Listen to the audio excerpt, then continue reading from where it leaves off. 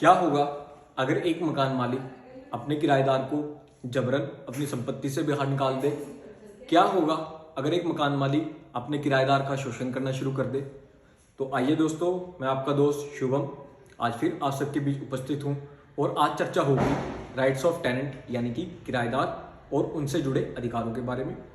दोस्तों, वैसे तो हर राज्य के अंतर्गत अपना एक रेंट कंट्रोलर एक्ट है जो कि किराए और उससे जुड़े नियमों के बारे में बताता है, परंतु आज हम जिन अधिकारों के बारे में बात करेंगे वह विशेष रूप से हर राज्य में एक समान लागू होते हैं। तो दोस्तों आइए शुरू करते हैं। अगर हम इंडियन कॉन्स्टिट्यूशन के आर्टिकल 21 को देखते हैं तो वहाँ पे right to life and personal liberty का अधिकार दिया गया है। दोस्तों, माननीय सुप्रीम कोर्ट ने कहा in case of K S Puttuswamy versus union of India, जो कि 2017 की एक लैंडमार्क जजमेंट थी।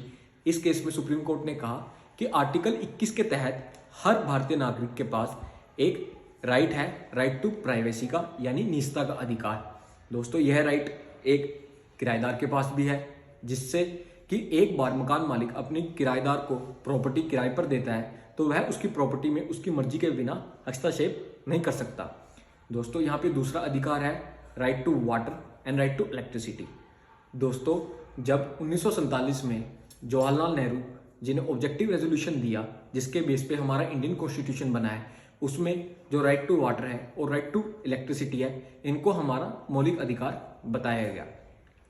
और यहाँ पे जो सबसे विशेष रूप से बात है वह यह है कि कभी भी एक मकान मालिक अपने किराएदार को जबरन उस प्रॉपर्टी से बाहर निकालता है तो इसके लिए 1963 के अंदर एक एक्ट बना जिसका नाम है स्पेसिफिक रिलीफ एक्ट। इस एक्ट के सेक्शन 6 के तहत यह स्पष्ट रूप से बताया गया कि कोई भी इंसान कभी भी कानून को अपने हाथ में नहीं ले सकता, और अगर वह कानून को अपने हाथ में लेके किसी दूसरे इंसान को प्रॉपर्टी से बेदखल करता है तो उस परिस्थिति में जो वह दूसरा आदमी है वह कोर्ट में सूट फाइल करके उस प्रॉपर्टी पे वापस कब्जा ले सकता है।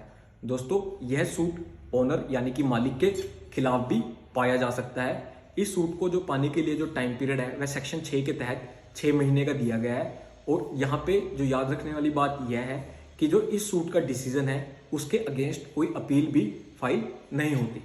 दोस्तों, अगर कभी भी कोर्ट इस सेक्शन पे कोई ऑर्डर पास करेगी तो वह सीपीसी के ऑर्डर 21 रूल 35 के तहत पास होगा, यानी कि कोर्ट जो इंसान प्रॉपर्टी से जबरन बेदखल किया गया है उसको वापस कब्जा दिलाया जाएगा और जिस इंसान ने उसको जबरदस्ती बेदखल किया गया है उससे कब्जा लिया जाएगा।